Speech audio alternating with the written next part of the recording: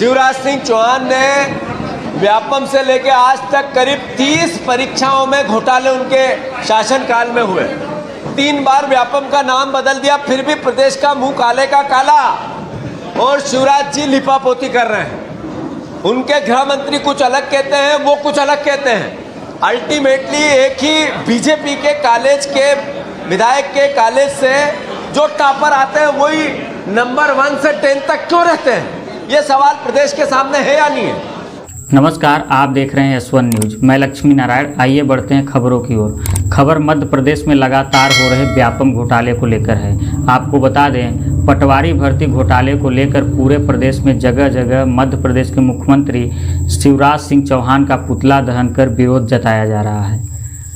हम जो आपको खबर बताने जा रहे हैं उसमें कुछ भी नया नहीं है। सरकारी भर्ती में अनियमितताएं और एमपी में युवाओं के भविष्य के साथ खिलवाड़ किया जा रहा है और सरकार का वही पुराना जवाब है कि हमने तो होमवर्क पूरा किया था पर कॉपी को चूहा खा गया। आइए एमपी में पटवारी भर्ती पर गौर करते हैं, जिसे लेकर काफ़ी बवाल मचा हुआ है। इसी साल जनवरी माह में मध्य प्रदेश में भर्ती निकलती है और ग्रुप 2 और ग्रुप 4 के तहत इसमें सहायक पर्यवेक्षक, सहायक जनसंपर्क पर्यवेक्षक, सहायक नगर पर्यवेक्षक, सहायक राजस्व अधिकारी, सहायक अग्निशमन अधिकारी और भू अभिलेख राजस्व विभाग के अंतर्गत पटवारी की पोस्ट निकलती है। हम बात करते हैं पटवारी की।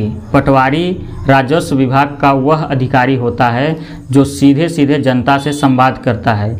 इसका काम होता है ज़मीन की नाप जोख करना और उसका हिसाब किताब रखना। मार्च के महीने में पटवारी परीक्षा का पेपर होता है और करीब 14 लाख लोग इस परीक्षा में बैठते हैं। इससे यह अंदाज़ा लगाया जा सकता है कि देश प्रदेश में बेरोजगारी का आलम क्या है।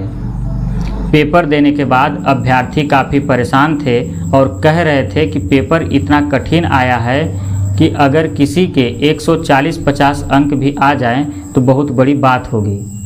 लेकिन 30 जून को जब रिजल्ट आता है तो सबके होश ही उड़ जाते हैं। किसी के 172 अंक तो किसी के 164। इसके बाद आरोप यह लगा कि एक ही परीक्षा सेंटर से परीक्षा देने वाले छात्र टॉप किए हैं। जिस परीक्षा सेंटर से ज़्यादा लोग टॉप किए थे वह परीक्षा सेंटर एक भाजपा विधायक का है। वहीं अगर भर्ती परीक्षा में घोटाले को देखें तो परीक्षा का स्केल 300 करोड़ का बताया जा रहा है।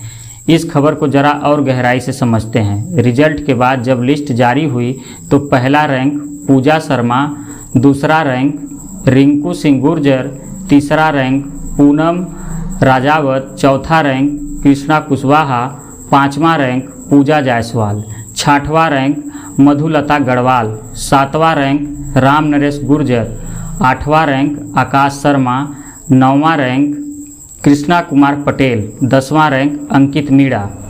इसके बाद जरा समझिए कि पूनम, पूजा, कृष्णा, पूजा, मधुलता, आकाश और अंकित को अलग अलग करिए तो इसमें एक चीज़ कॉमन है। वह यह है कि इनका परीक्षा केंद्र एक ही है और वह है ग्वालियर। ग्वालियर के जिस कॉलेज में यह एग्ज़ाम हुआ उस कॉलेज का नाम है NRI college of engineering and management. अब संयोग तो यह हो ही सकता है कि सारे टॉपर्स एक ही परीक्षा केंद्र से निकलें, पर संयोग किस्मत इतनी भी अच्छी न हो जाए कि शक पैदा होने लगे।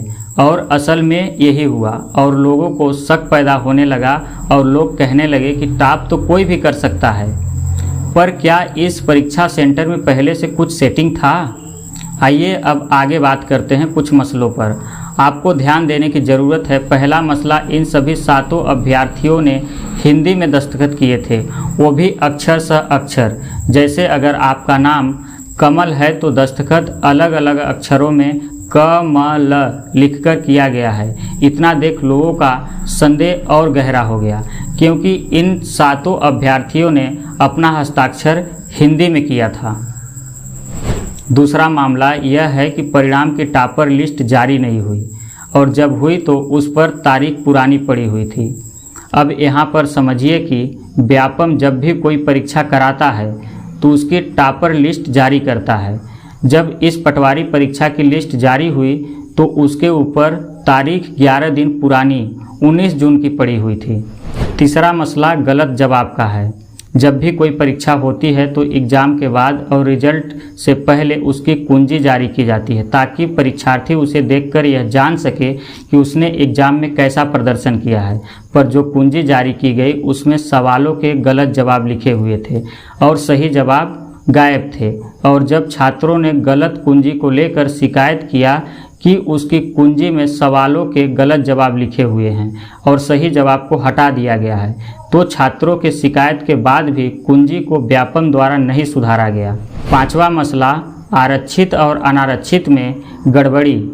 इसको इस तरह समझते हैं कि सुनील पांडे ने परीक्षा दिया और उसके 150 अंक आए और उसने आर्थिक रूप से कमज़ोर संविदा वाली पोस्ट के लिए अप्लाई नहीं किया था, फिर भी उसे संविदा वाली पोस्ट मिल गई, जबकि उसे अपनी मेरिट के आधार पर प्रदेश में कहीं भी पटवारी की पोस्ट मिल सकती थी।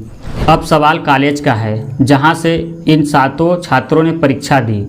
इस कॉलेज का संबंध बीजेपी के विधायक संजीव कुशवाहा से है। वह भिंड के विधायक हैं। उनके पिता राम लखन भी भारतीय जनता पार्टी के सांसद रह चुके हैं। अब इस मामले को लेकर पूरे प्रदेश में प्रदर्शन हो रहा है। और आपको बता दें, बीते दिन शनिवार को सिंगरौली में भी युवा कांग्रेस ने पटवारी भर्ती घोटाले को लेकर मुख्यमंत्री श्री शिवराज सिंह चौहान का पुतला दहन कर विरोध जताया है।